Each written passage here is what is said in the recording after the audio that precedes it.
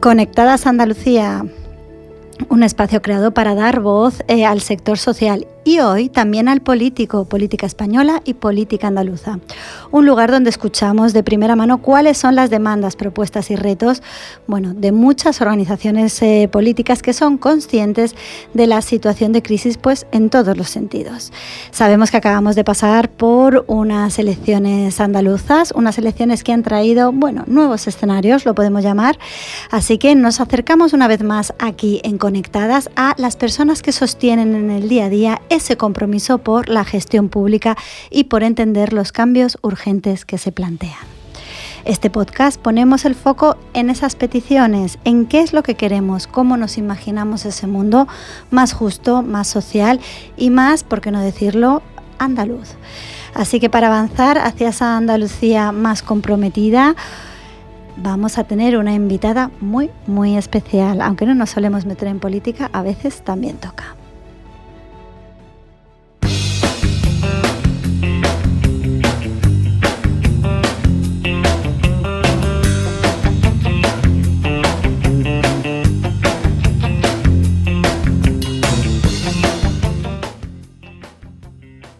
Estamos escuchando las primeras notas de ese regalo musical que nos trae Esperanza Gómez, parlamentaria andaluza.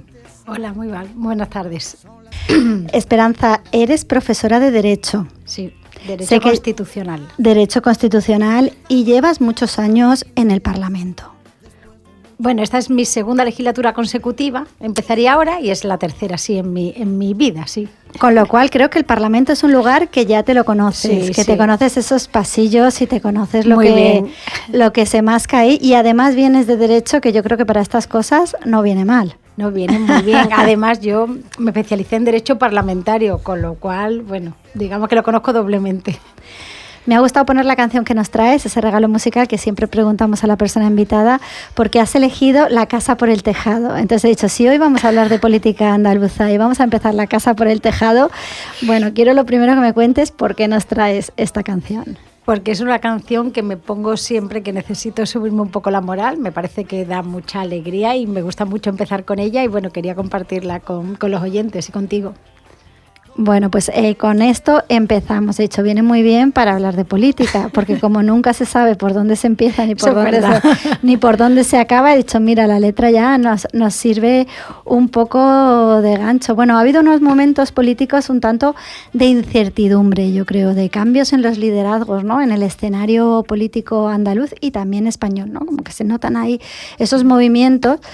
Y quería hablar contigo pues de qué va a haber por delante, qué estrategias tú estás vislumbrando, qué alianzas, qué conexión, qué desconexión política estás viendo. Entonces, lo primero que te iba a preguntar es que nos contases un poco esa persona que está ahí dentro del Parlamento, que nos cuentes en qué momento está ahora mismo Andalucía.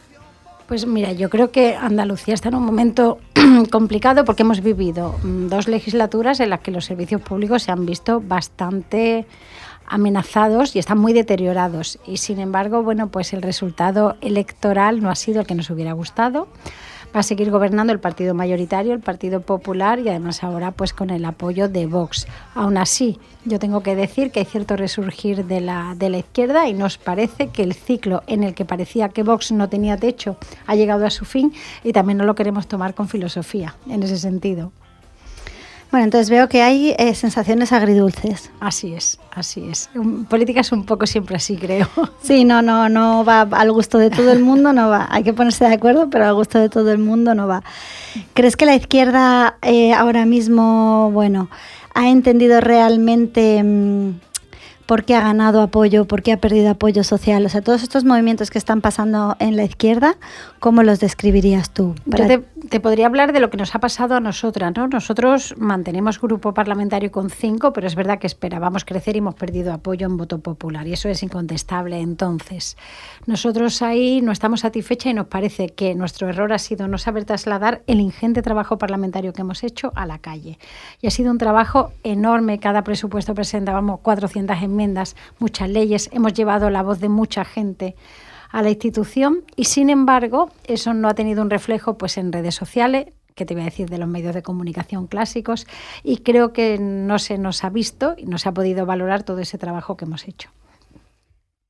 ¿Qué está haciendo mejor ahora mismo la izquierda? Vamos a hablar también de las cosas buenas. Yo creo que lo que estamos haciendo mejor es poner en el centro los problemas de la gente, su cotidianidad. El hablar de cuánto te cuesta acceder a una vivienda, cuánto tardas en ir al médico, qué pasa si tu niño o niña tiene necesidades educativas especiales y en el cole público no está bien atendido. Ese es nuestro reto, hablar de las cosas cotidianas que son las que al final te hacen feliz o infeliz. Al final se trata de eso. Bueno, ¿y crees que estos debates que son muy de la calle, hay cierta conexión partido con la calle o también ves que hay cierta desconexión de los partidos progresistas de izquierdas con la calle?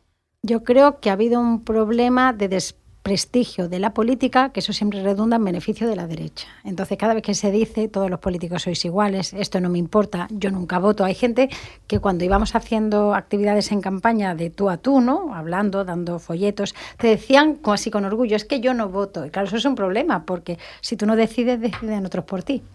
Entonces, eso es un logro de la derecha que nosotros no hemos sabido darle la vuelta, creo. La verdad que lo del no votar es sí, un misterio. A mí me alucina, realmente me sorprende y cómo la gente te lo dice incluso con cierto orgullo, porque es que yo no estoy politizado. Claro, es que la vida es política. Puedes no tener un partido fijo y eso está muy bien. Puedes decir votar en función del programa, en función de lo que quieras, pero no estar politizado. Todo está politizado en la vida. La verdad que se ha oído hablar mucho de esos nuevos liderazgos, de cómo va a cambiar la cosa, de que esto pone un escenario de cara a las generales, ¿no? Todos estos debates. Y a mí me gustaría hablar también de movimientos sociales y de la palabra municipalismo, sí, para que los oyentes que no saben qué se está moviendo entiendan el tema de los municipalismos y de qué se está moviendo en la izquierda.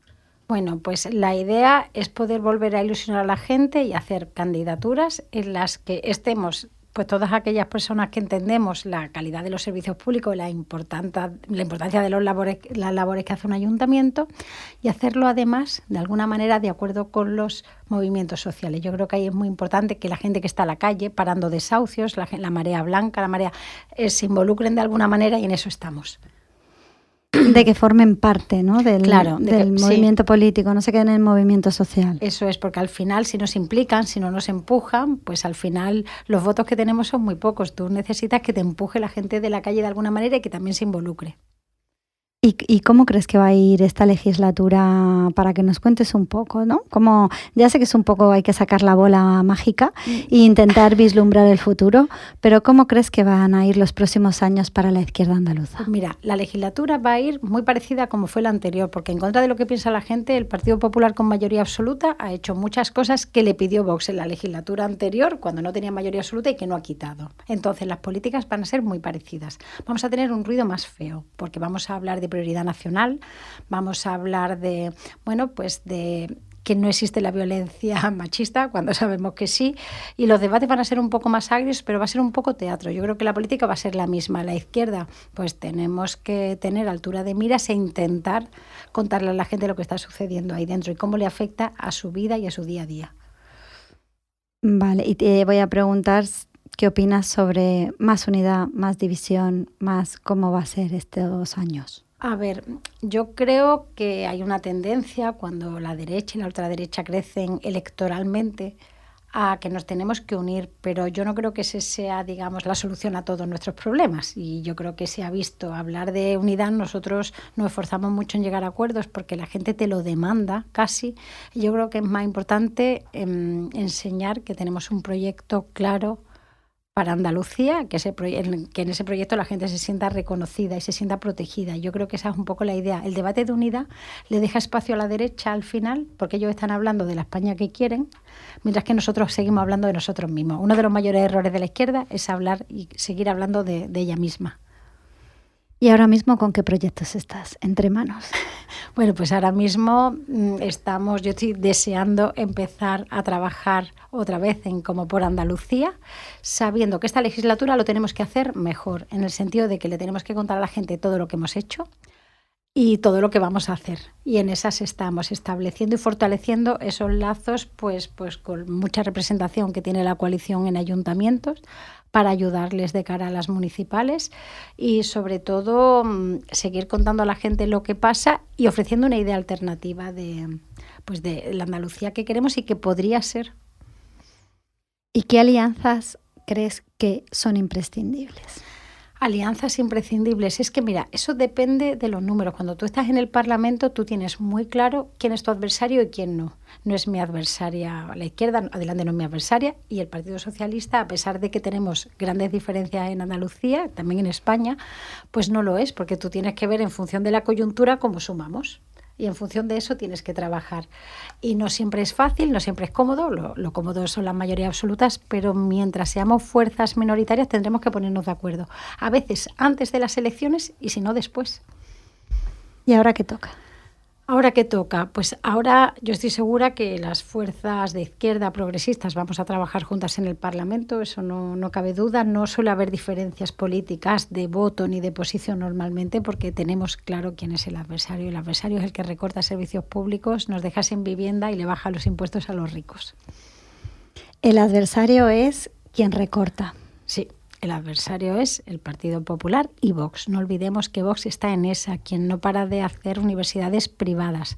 Cualquiera que escuche la radio habitualmente está viendo que todos los días tenemos anuncios de universidades privadas. Yo me pongo enferma porque es que estoy absolutamente en contra de que el que tenga dinero para pagar un grado pues se pueda comprar el título y el que no tiene dinero, muchos padres los tenemos desesperados, literalmente, endeudándose para pagar grados de formación profesional o de universitarios a sus hijos, a sus hijas, porque la educación pública no está ofertando todo lo que debería.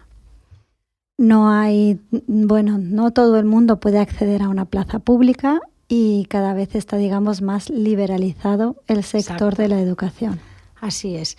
De manera que empieza a ser habitual, que ese es el gran éxito, ¿no?, del Partido Popular en este caso, no dejar la universidad privada solo para los ultrarricos, sino que cualquier familia se lo plantee porque no tiene otra opción. Han acabado con el ascensor social que existía en Andalucía, que era que con independencia de tus ingresos tú podías ir a la universidad pública con una beca, con más dificultades que si tienes dinero, eso no se puede nunca obviar, pero podías acudir. Ahora es muy difícil porque incluso aunque llegues a entrar, la vivienda a veces es tan cara que hay gente que rechaza la plaza porque no encuentra vivienda asequible. Es como un combo, ¿no? Sí. Está todo hecho... Está todo pensado. Está todo pensado y hecho, no solo pensado. Sí, está hecho para que al final la clase trabajadora, la gente más humilde, siga accediendo a empleos que son más precarios, que son necesarios, pero que los que tienen alto valor añadido, las profesiones, pues no sé, inteligencia artificial, todo lo que tiene que ver con computación, las del futuro, al final están en manos o de la FP privada o de las universidades privadas. Y como esto, cada uno de los sectores, ¿no? Porque también depende de... Bueno, que no solo se queda en educación, que es una forma de pensar, una forma de actuar que se refleja en todo, ¿no? En no todo, solo... Claro, lo estamos viendo en sanidad. A mí lo que me preocupa de la educación, yo siempre digo, la sanidad te puede costar la vida y es algo muy duro, pero el problema es que lo que está pasando en la educación nos va a costar el futuro. Vamos a tener a generaciones enteras que no pueden acceder a estudios que te permitirían una alta empleabilidad si no tienes los 4.000 euros al año que te cuesta un grado en FP superior, por ejemplo. Mientras que podrás acceder a alguno que a lo mejor a lo que te va a permitir es ser pues ayudante de cocina, que está muy bien, pero sin duda es un trabajo más precario, estacional y que te va a impedir vivir mejor que si accedes a otro. Y eso es, al final, el secuestro de toda una generación y de toda una comunidad autónoma que creo que estamos destinados a ser el lugar de vacaciones del resto de España y de Europa. Y a eso nos están llevando. La verdad que es una situación que hay que lucharla. Hombre, hay que pelearla desde el primer día, eso sin ninguna duda. Y yo creo que la sociedad andaluza no es de derechas. Lo puede ser electoralmente, lo parece, pero creo que sociológicamente no lo es y que tenemos que seguir haciendo esfuerzos para que la gente entienda la relación entre el voto y que no te den una cita en atención primaria, entre el voto y que tu hija no tenga plaza para un máster habilitante que le impide, por ejemplo, opositar para aquello que ha estudiado.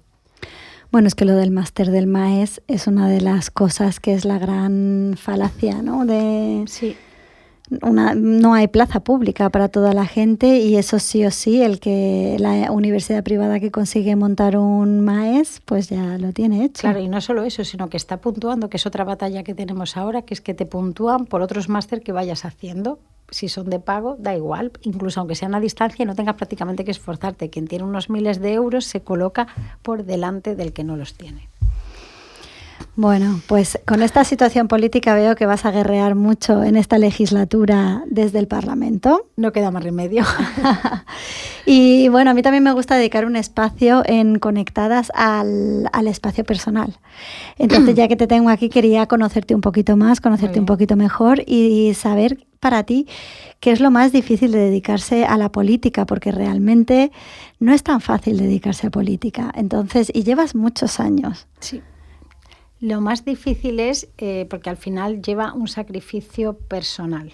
Tiene un sacrificio. El otro día me dijo, yo tengo una hija, tengo 2 niñas, la pequeña tiene síndrome de Down y lo capta todo y lo dice tal y como lo piensa, y el otro día me dijo, mamá, yo antes quería ser política de mayor, pero ya no quiero porque si soy política de mayor no me va a dar la vida y no voy a llegar a tiempo a nada más. Así que yo creo que eso resume muy bien cómo me ven. ¿Cómo te ve, no? Lo ha calcado. Sí. Así es.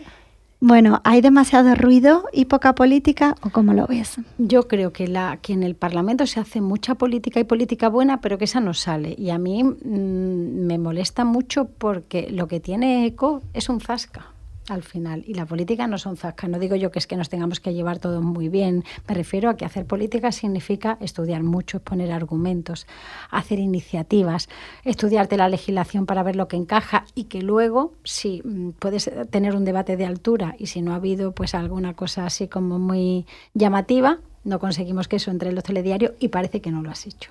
Y esa es la pena, que muchas veces las mejores cosas se hacen, pero no cabe duda de que en el Parlamento se hacen muchas cosas. Y no todo es bronca y todo es pelea, ¿eh? Eso también es justo reconocerlo. ¿Y qué te sigue motivando? Pues mira, a mí me motiva mucho el cambiar cosas en materia de discapacidad, inevitablemente porque tengo a mi hija, pero porque sé que hay todo un mundo por recorrer. Y entonces, la legislatura pasada hicimos una cosa preciosa, que es modificar el estatuto básico, hacer una propuesta para modificar el estatuto básico del empleado público, que las personas con discapacidad intelectual no tengan que hacer un examen para llegar a una oposición, porque un examen es una tortura, estudiártelo y hacerlo, porque es una trampa. Una persona con discapacidad intelectual no puede hacer un examen, y cambiarlo por una prueba de situación. Y eso está en un cajón cogiendo polvo de la mesa del Congreso. Entonces yo, aunque tenga que ir 40 veces, eso lo vamos a desempolvar y lo vamos a sacar para que eso sea una realidad. Y bueno, y como eso hay algunos proyectos. Y luego yo tengo una pelea, creo que personal, contra el modelo de vivienda turística y de turismo que nos están imponiendo, porque nos están robando la ciudad. Y a mí me encanta pasear, me encanta salir a tomar una cerveza, me encanta la calle, y nos la están robando. Nos la están robando y convirtiéndola en un escaparate. ¿Qué te sigue motivando y también, bueno, qué te sigue ilusionando? Pues me sigue ilusionando que yo siempre pienso que llevamos razón, que nuestro proyecto de Andalucía es mejor que el de la derecha y que algún día conseguiremos el que el que la gente lo vea y lo respalde. Yo tengo algo que es un defecto, podría pensarse que es una virtud, en realidad un defecto es que no me rindo nunca. Entonces, en política viene bien, aunque bueno, a veces hay que tomar aire. En política como que viene, ¿no? Viene con el, si no, no... En nuestro espacio político, desde luego, nosotros no nos rendimos nunca y eso es algo que como que te levantas, ¿no? Y sigue porque no hay otra. Esto es lo que hay, claro, y este es el contexto. Y porque realmente hay mucha gente que lo necesita. Es que si no se pusieran, si en el Parlamento no le diéramos voz a determinadas realidades, ¿qué se le va a dar el Partido Popular o Vox? Pues seguro que no. Bueno, y a mí, aunque todavía quedan algunos minutos, sí te voy a ir preguntando un poco por ese futurible. Me gusta terminar en futuribles, imaginarnos, bueno, ese ideal y lo que nos gustaría. ¿Qué Andalucía te gustaría ver dentro de 10 años? Pero además de que te gustaría ver y que lo ves realista y que sí, que lo ves. Mira, aunque parezca una obviedad, yo creo que a todos nos gustaría, no solo a mí, una Andalucía pública en la que los servicios públicos realmente funcionen. Que es algo que parece muy loco, pero que era un ideal y sobre todo una Andalucía en la que tú tengas la certeza, si no la certeza, pues muchas posibilidades de que tus hijos y tus hijas vayan a vivir mejor que tú. que eso es algo que hace unos años pues parecía que iba a pasar, porque ahora pensamos que no, porque si no se pueden comprar una casa, si se ponen enfermos, si no tienen sanidad, si la educación, si la dependencia. Entonces yo sí creo que la situación se puede revertir, porque esto no es una maldición divina. Y sobre todo me gustaría ver una Andalucía que no dependa del turismo tanto, porque eso es pan para hoy y hambre para mañana, y sobre todo es un negocio para algunos y empleo precario para la mayoría. Bueno, ¿y la izquierda está a tiempo de reinventarse o no lo necesita? Es que yo no creo que haya que reinventarse necesariamente. También es verdad que yo soy de una formación, Movimiento Sumar, que es relativamente nueva, y que es verdad que parte de la idea de que hay que superar algunos postulados de la izquierda más clásica, ¿no? Y que con eso consigues llegar a más gente. Yo estoy segura que si la gente se quita el prejuicio de izquierda a derecha, tú eres capaz de llegar a un votante que le importan los servicios públicos, aunque sea creyente, o que quiere que la dependencia funcione bien, aunque le gusten los toros, que a mí, por ejemplo, me parecen un horror. Y creo que eso tenemos que ser capaces de conseguirlo, y creo que se puede hacer. Creo que ha habido momentos históricos en los que lo hemos hecho. Lo hizo el primer Podemos, lo hizo Sumar en la legislatura pasada, cuando parecía que íbamos a perder las elecciones el 23 de julio del 23. Todo el mundo pensaba que íbamos a perder las elecciones. Estaba Feijóo haciendo la maleta para irse a Moncloa y, sin embargo, ganamos. Dieron los números. Bueno, que hay veces que la política da sus sorpresas y se han logrado muchas cosas. Sí, a este lado pocas veces, pero... ¿Qué mensaje darías a esa gente progresista que hoy está, bueno, digamos, un poco desilusionada y no ha ido a votar? A ese votante que no ha ido, que ya nosotros desde aquí, ya desde el podcast hemos dicho a votar todo el mundo, ya dijimos a votar por favor, y ahora ¿qué le decimos a esta gente? Que pese a que... Lo primero, me reprimiría las ganas de reñirles, pero no lo voy a hacer. Entonces lo que les diría, que la política se hace siempre sí o sí, que cuando tú no la haces, la hacen por ti, y que... A mí me parece bien el voto meditado, el voto, bueno, incluso de castigo a veces, pero que siempre hay que votar opciones progresistas, porque si no van a ser otros los que decidan pues qué va a acabar pasando con nuestros hijos, por ejemplo. Que hay que ir a votar, porque si no, otra persona está votando por ti. Claro, y porque además yo se lo decía. Mira, hay una idea que a mí me encanta y que yo la explicaba en clase de Derecho Constitucional. Solo hay un momento en el Estado democrático, un momento en el que todos somos iguales de verdad, y es el día de la votación. A ti te toca el mismo colegio que el Duque de Alba, y su voto y el tuyo vale lo mismo. Eso no te va a pasar en ningún otro sitio. Si te lo encuentras en un juzgado, no te va a pasar. Si te lo encuentras, eso no te va a pasar. Pero el día de la urna, su voto es igual que el tuyo. Entonces, a mí me parece una aberración, no lo entiendo, no ejercer ese derecho en el único momento en el que realmente eres iguales y en el único momento en el que ves preocupado al que ostentan los poderes. No solo el político, el mediático, el financiero. La gente realmente tiene miedo a ver qué vota la gente, ¿no? Pues yo ejercería eso siempre. Pues la casa por el tejado quizá tampoco ha ido tan mal y no está tan empezada por el tejado. Pero bueno, con estas notas musicales de Fito y Fitipaldi nos vamos a ir marchando, pero todavía vamos a hacer una pequeña despedida. Así que vamos a escuchar a Fito y seguimos.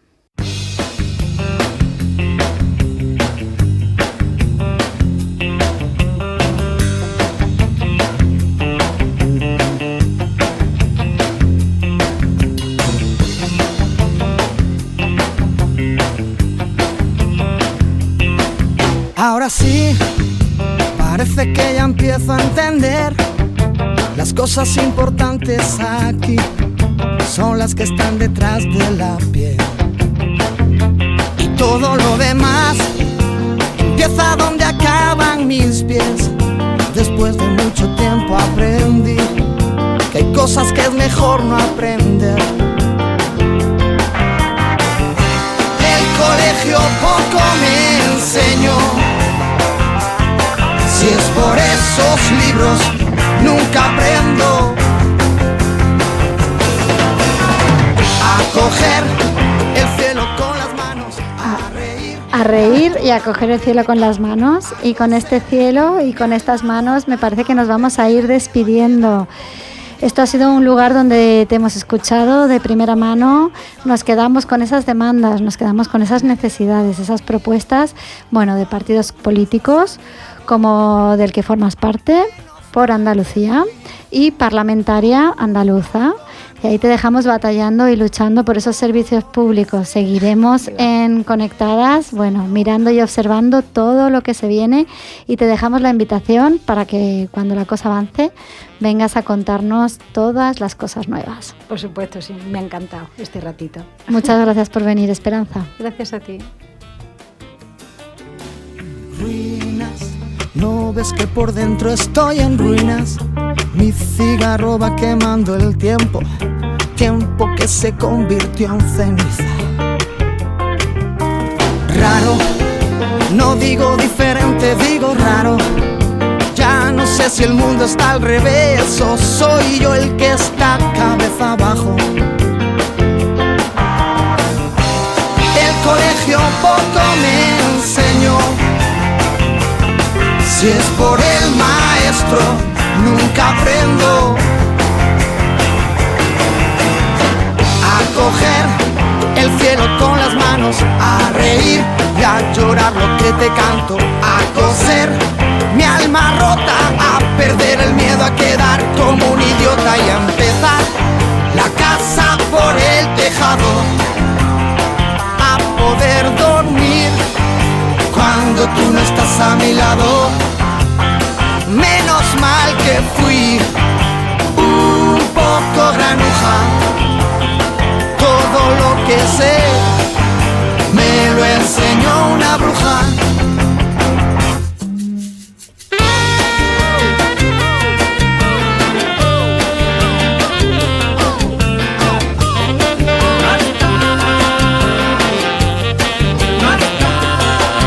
Ya en el sur de tu pueblo se esconde.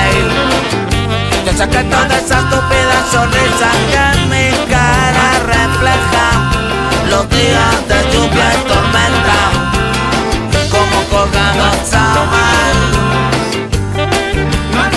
Seré un pobre infeliz si me falta el jardín de la deliciecito bajo tu falda, aunque sé de buena tinta que no es solo para mí. Cuenta maravillas